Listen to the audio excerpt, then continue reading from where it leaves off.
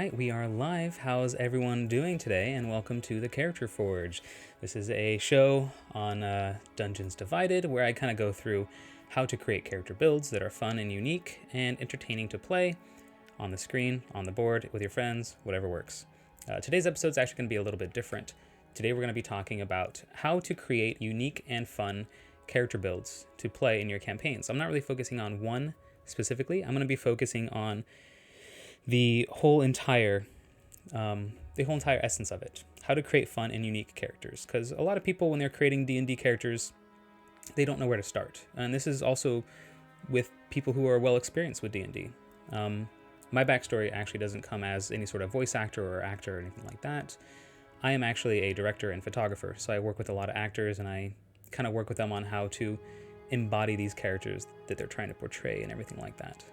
So starting off in the beginning, how do you build a fun and unique character for D&D or really any fantasy role-playing series? Now, if you're a new player, you have a lot to learn here. There's a lot of math, there's a lot of planning in D&D, there's a lot of reading, and doing all this will really help prepare you and make you a better player. There's also a lot of videos out there, including this one, that kind of will go over a lot of those things. If you're an experienced player, of course, there's a lot of things that people need to brush up on, and some of these might be things that are even new to you. And I really want to make this also an open chat, so if you have any questions or comments or anything, feel free to reach out anytime, and I'm reading the chat and I'll kind of go along with you. Now, the basic playing mechanics is understanding the classes and subclasses of what is there for you. Now, just like most sort of, RPG games, you have your typical sort of niches that your characters will fit into. You have supports, tanks, healers, and damage dealers.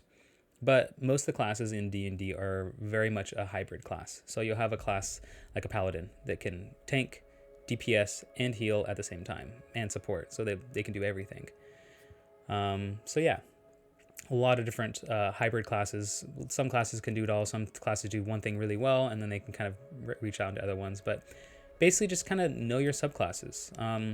A barbarian, you're going to be a fierce, sort of primitive warrior. A bard is kind of an aspiring magician that uses like the arts to sort of use magic and creation. Cleric is going to be a priest who drives its power from some sort of higher power.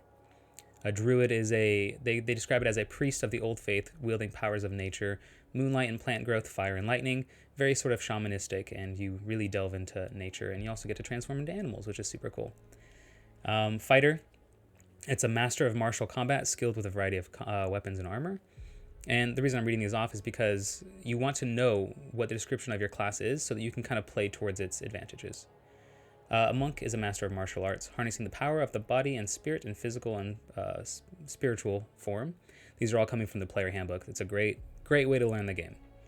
Paladin is a holy warrior who is bound to a sacred oath. This is going to be important because all the oaths actually have different meanings, so you want to make sure you're picking your oath based upon your character's personality, really, or the character arc that you're going to be going along with. We have Ranger. It's a warrior who uses martial prowess and nature magic to combat threats on the edges of civilization. You kind of think of it maybe as a sort of cross between a druid and a fighter. A rogue is a scoundrel who uses stealth and trickery to overcome obstacles and enemies.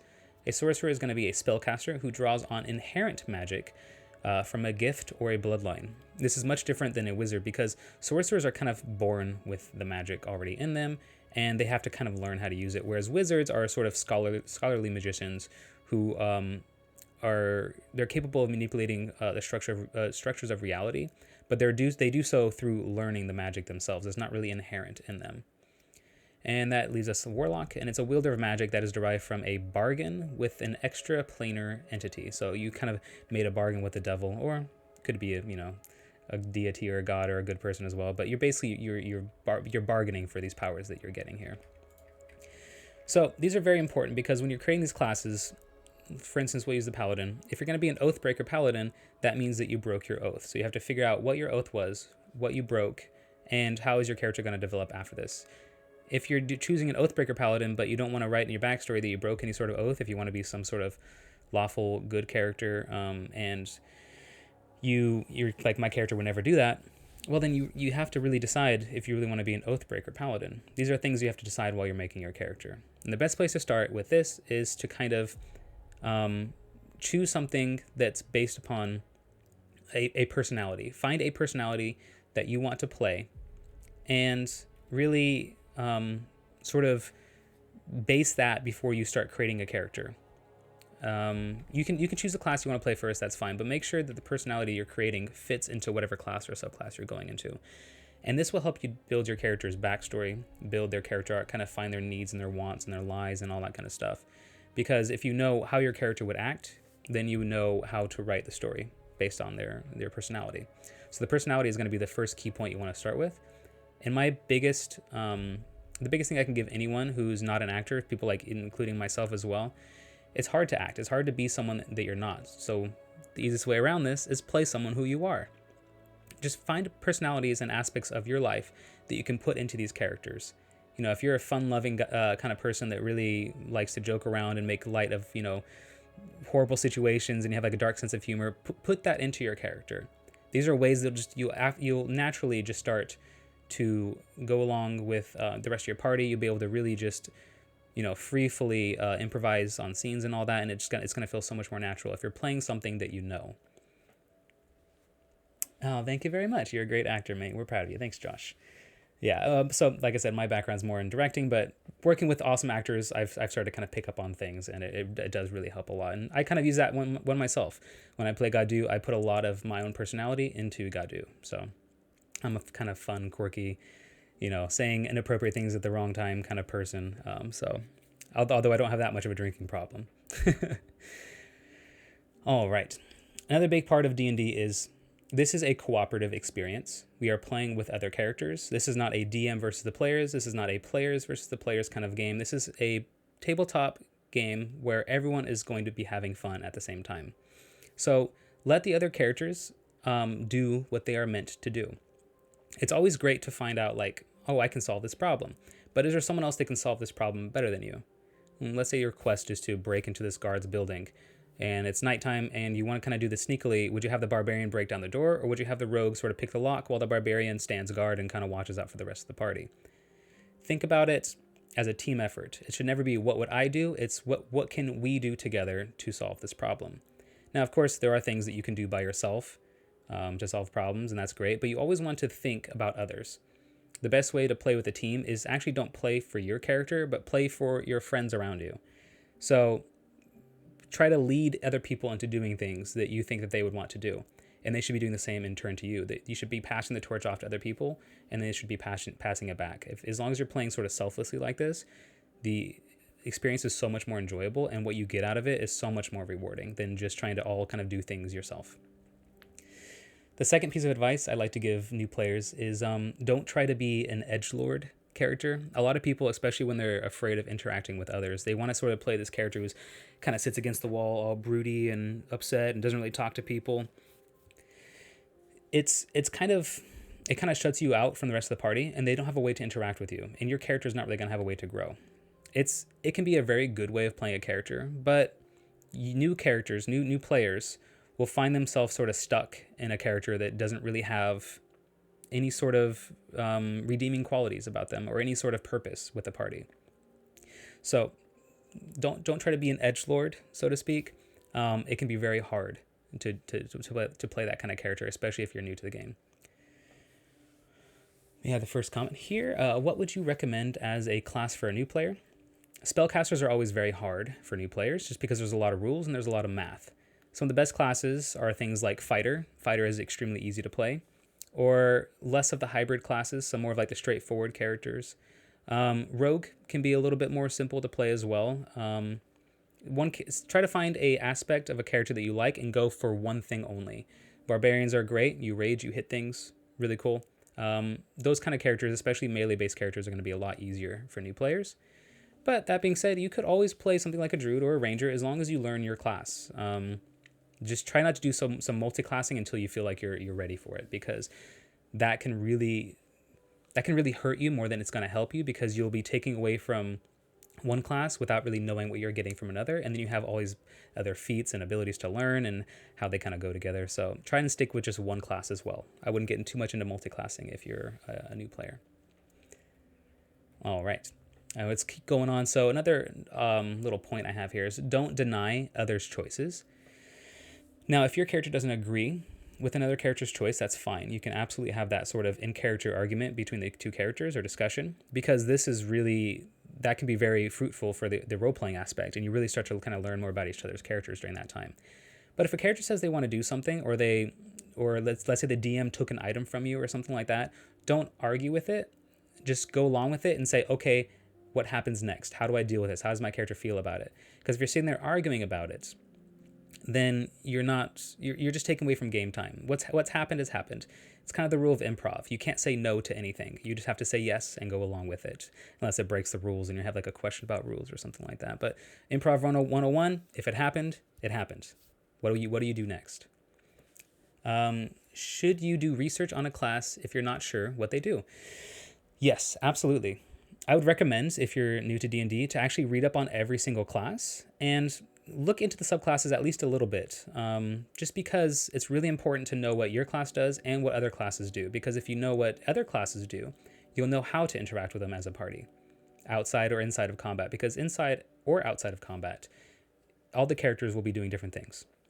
A bard is a fantastic character to play as a support, but also outside of combat is just a stat beast, because you get jack of all trades, where you get to add all these different stat bonuses across the board and you get expertise and all that. So outside of combat, you know that if you have a bard in your group now, since you know about bards, you'll know that they are great, charismatic sort of leader type characters, and ones that can either seduce or trick or charm the others. So knowing about other classes, especially if you don't know anything about a certain class in your party, I would absolutely recommend checking out what that class does. And once again, the player handbook is one of the best places to start, and there's tons of resources online that can really tell you about that. Another thing about leveling after you choose your class, don't get too far ahead of yourself. A lot of people, they'll jump into a class and they'll immediately go through either Hero Forge or D&D Beyond, or be looking at some build online, and they'll be looking at level 10, 13, 17. They'll find like their 17 spike, level 17 spike, and they'll get so excited. Don't be looking at that. Stay in the moment, stay in the present, and be looking at your character as they are now, because you can't play your character if you are thinking that you're already this person at level 17. You have to build it up to that moment. So when you're learning new features and learning new spells, find a way to really incorporate that into the character and the character's development itself. You are growing as a character. You are becoming stronger. And if you do want to do things like multi-class, maybe what's the reason for this multi-class? Don't try to just stack numbers for the number's sake, and I'll go into that later. Try and find something that fits your character's arc, fits your character's theme. Like I said, you don't want to just look up broken builds. And here's the reason why. A lot of people, they go straight into D&D, they start looking at all these different broken builds online, like, oh, how do you deal 5 million damage in one turn? What's the most broken spell in the game? And then everyone just builds that, right? Here's the problem with that.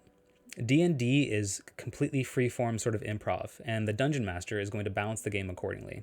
Now, if you're doing 1.5 billion damage in one turn, the DM is going to find a way to sort of either bring the party up to your level, bring the monsters up to your level, or both, or bring you down to the level, whatever. The game will balance itself out. So don't worry about the numbers. Don't worry about what is broken. Worry about what is fun and what you want to play, because you can always change the game and things can always be brought up or down to scale. You don't have to play a certain class. You don't have to play a certain structure. Just because you don't have a healer, that's okay. You can give one of the characters a staff of healing, done. Or you can add an NPC that you can hire, done. Things can always be changed one way or the other. And that's on the players and the DM. After this, so we fleshed out the personality. We're starting to kind of come up with who we are as a character, and we're kind of coming up with what we want to play. Now we have sort of the basic story mechanics of how do you kind of build your backstory. There are backgrounds that you get to choose in D&D. I would also make those more character and story-based than I would like stat-based, once again, because the backgrounds are somewhat important as far as like how you're building your character. And they do also have the custom feature for backgrounds. If you feel like nothing really fits you, you can come up with your own, which is great. So first off, in your backstory, one of the best ways to begin a character when you're thinking about this process is Your character is in a zone of comfort. Their life is bliss. Everything is great, right? This happens before you meet the whole party. So maybe your life is mundane, unchallenging, or maybe your character just needs a change without knowing it. Maybe psychologically you're not even aware that your character needs a sort of change. You have to find out what is going to set them on their path. In the filmmaking industry, we call this sort of like the inciting incident, or the call to action. And what this is going to be is what set your character on its path to change something about either the world or themselves. It could be as easy as something like, I need money. I'm starving. I'm signing up with this mercenaries guild because I'm broke. It can be as easy as that, or, as crazy and complex as like, my uncle murdered my father and now he's reappeared in some sort of faction that I now know this faction is going after. So I'm trying to join this faction and climb the ranks so that I can usurp him and yada, yada. You can make it as complex as you want, but you need some sort of change in your life that sets everything off balance. So now we know zone of comfort. This is kind of based on the Dan Harmon story circle, which is a great storytelling device. So now we have an unfamiliar situation. This is usually when your character is going to be joining up with the party. Either your character is forced into it against their own will, or they went searching for it. And if they're forced into it, you have to think about psychologically why and how is this going to make your character better. Then they have to adapt to it. They get what they want. They have to pay a heavy price for what they get. And then they return to the familiar situation and they have changed. This is all about creating a character arc where you're going to be working with your philosophical beliefs and your character's lie to create growth for your character. Should you use standard points or roll for your stats for your first character? Rolling for stats is great, and that's the way a lot of campaigns like to play. I think that if you're learning about character building, the point buy is a fantastic way to sort of learn about it. That being said, if you're playing in a campaign, they will most likely make you roll for your stats. It's fun because it gives you that randomness and that really chaotic sort of spreadsheet sometimes, where you can have either really great stats or really low stats. The problem with rolling for stats is sometimes people really get screwed over, so the DM should try to balance it out a little bit. But point buy is really going to show you, it's going to force you to balance out your own character. You can't just roll all 16s or all 17s. You have to figure out, what do I want my character to be good at, and where do I want their flaws to lie? So if you're learning how to make characters, I would recommend point buy or standard array. And that's going to kind of teach you how to spread out your character's strengths and weaknesses. That's a very good question.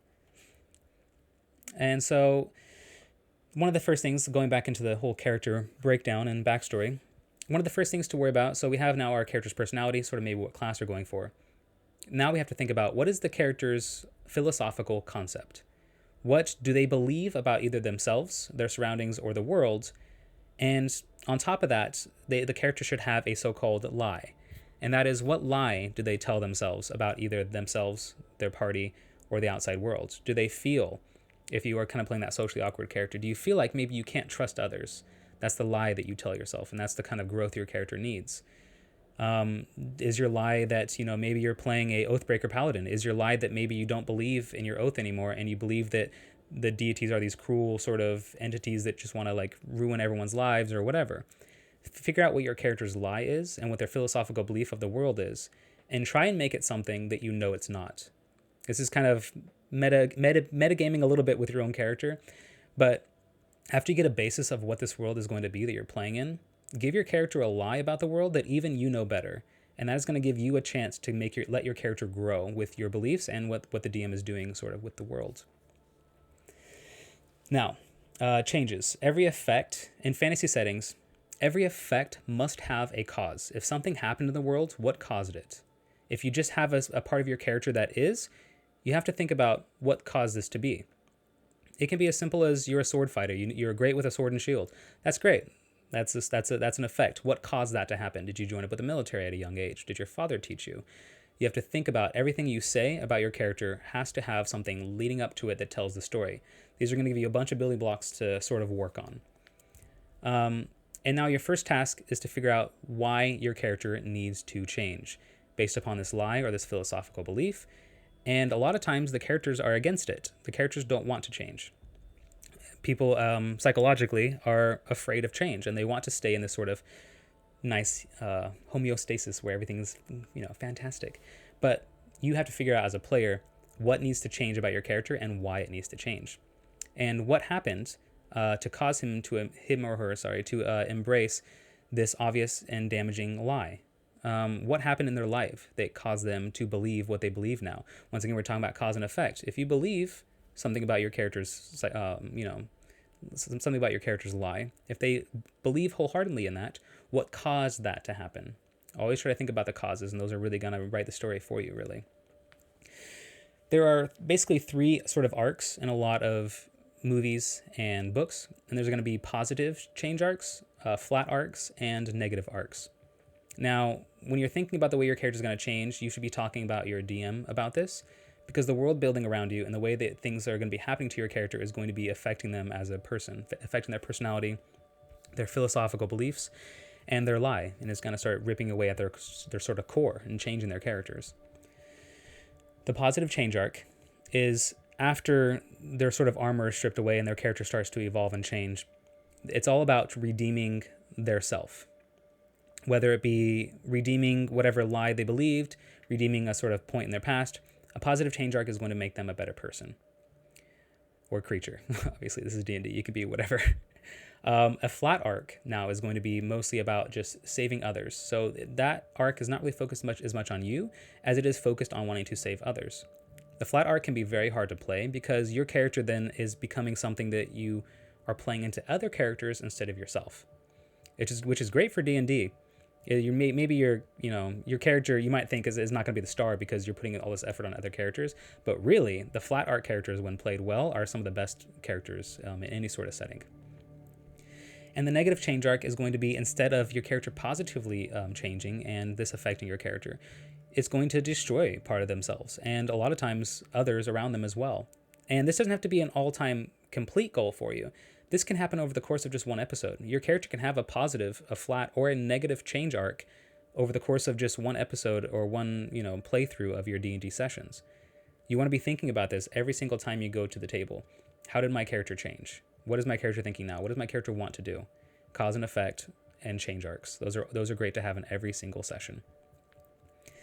And when you're writing all these, you want to make sure that you allow breathing room for your DM's decisions. So when you're writing these characters, some people get way too intense in the writing. They start writing out essay, pages and pages and pages of essays on what makes their character so awesome and trying to write, the Lord of the Rings over again. But really, you want to have these sort of base points to go off of, and you want to leave them open-ended. You should not know everything about your character and where they are going, because that lets the DM throw surprises at you. So it's great to have a problem that your character has, but not have the solution for it. You can kind of hint maybe at things that you want to do, but it's great to give the DM freedom to sort of play around with your arc. Really, what you want to sort of tell the DM is, if you want to have that sort of positive change arc, or you want to have a flat arc, you can say that, my character maybe doesn't feel like right in this world and he feels like he's spent and he doesn't know where to go in life. That leads to either being now he knows, or, it could lead to a negative change arc. It's nice to not know which way that's going to go, and the DM's going to kind of push it. And then you can kind of manipulate your character based off of that. So those are all just great points to start off of when you're creating your characters. I wanted to kind of go into, actually, a character build and just kind of show you how the building process works and what you should be thinking of kind of while you're doing it. So I have here, I use a lot of D&D Beyond to create my characters, but there's Hero Forge, there's of course the book source materials, and you can just draw it on paper as well, and there's lots of different ways to figure out things online. You want to make sure that I like using standard build. Quick build and randomize are just kind of quirks. You don't really need to use quick build unless you're really trying to get something done fast for NPCs or whatever. Make sure you're going with standard build on D&D Beyond, and they have showing help text for beginners, which is great. If you really don't know what things mean, it'll kind of highlight everything. There is a lot of different sources you can be using. Homebrew content is stuff that you can be making yourself or with your party. Those are great to use. And don't really worry about it too much when you're a new player, but just so you know now for later, there are optional class features for a lot of things. So there's a lot of ways to customize a class other than what is shown to you on the actual D&D Beyond. For instance, I was just looking into Beastmaster Rangers the other day, and I realized, you don't have to actually charm an animal. You can actually summon them later with an optional feature. So Really cool things like that you can find out, but you have to make sure you're switching on these right things. Now, of course, we have our races. A lot of builds are going to tell you which race to play with what you're playing. Once again, don't worry about the numbers. Worry about what you want to do. How do you want to play this character? Now that you have your character's personality and what they are, you're going to know what you want to play. You know, it could be really fun to play a bugbear who's a really jolly, fun-loving kind of guy, because that's kind of juxtaposition to what they are. Or you can play into their strengths of sort of being these giant sort of, you know, I don't know what they bear-like sort of creatures, bear people with, like, you know, gigantic stature and all that and long reach. And or you could, you know, Goliath, once again, you don't have to be a sort of edgelord Goliath. You could be a very, you know, like I said, fun-loving Goliath. You could be a Goliath bard if you wanted to, and love, you know, singing music, and that's, you know, that's what set you on your adventures. You feel like you didn't fit in with your tribe. Play what you want to play and find a way to incorporate it into your story. Now we have, of course, the classes. As I told you before, we have a bunch of different classes here. Oh, there's also some I didn't mention, like Artificer, that aren't in the original player handbook. Artificer is going to be sort of like a tinkerer, likes to use weapons and gadgets. I believe that's the only one that's not here. Yeah, I believe I talked about every single other one. And all these classes are going to have subclasses once you hit a certain level, and you want to sort of plan that out, which direction you want to go as a baseline to start. But once again, don't look at the stats or the final outcome until you start getting closer. These are the generation methods we were talking about before. We have standard array, manual enrolled, and point buy. Standard array is great if you don't know what you're doing.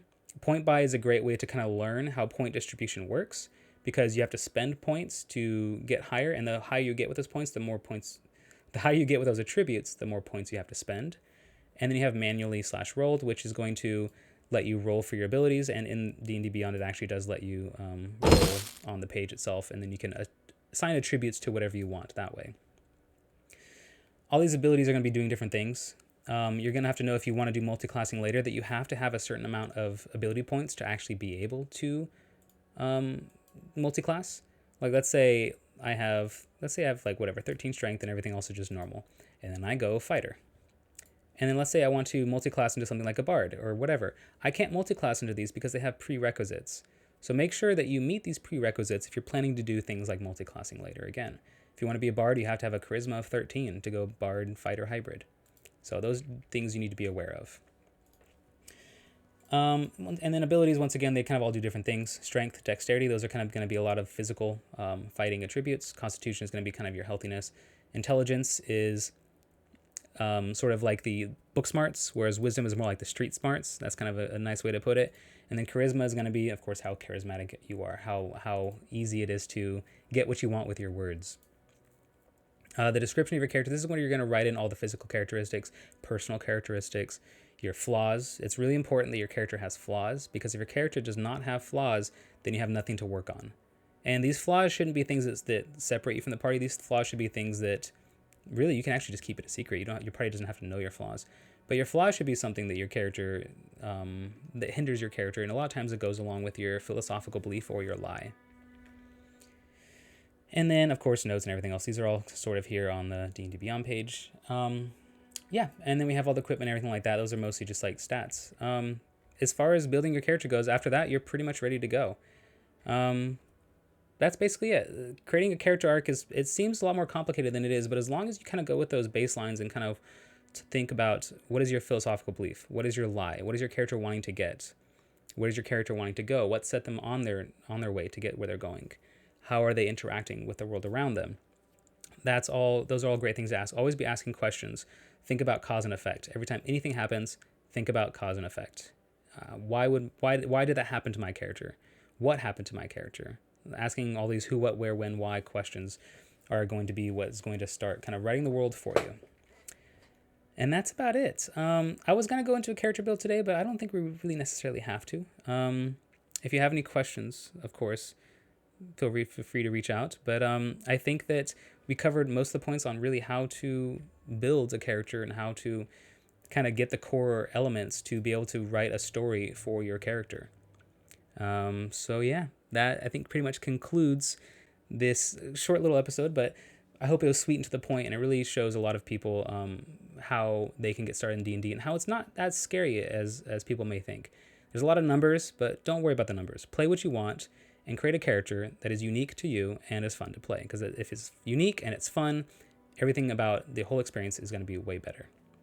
Cool. Don't forget to subscribe to the channel. If you are a Prime Twitch member, you can actually sub for free if you go through Prime Gaming. It's really easy. There's tons of videos on how to do it, but you basically just link your accounts, hit subscribe, and you get a free subscription. We would love to have that from you. You can get certain perks as well through all that.